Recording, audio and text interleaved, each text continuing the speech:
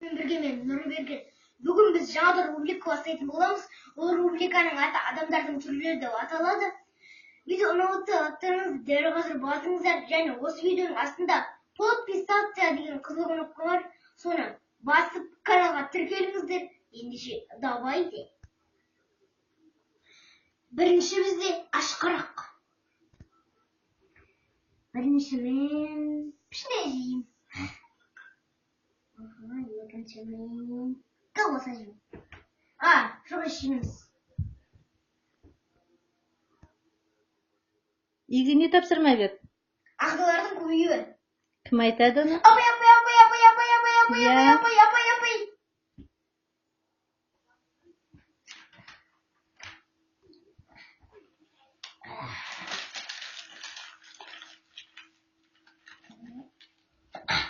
Өз қолыңмен сал.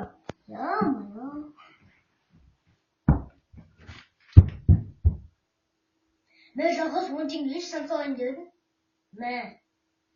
Рахмет. Наурыз 10 теңге тағы анамны алайын дедім. Рахмет.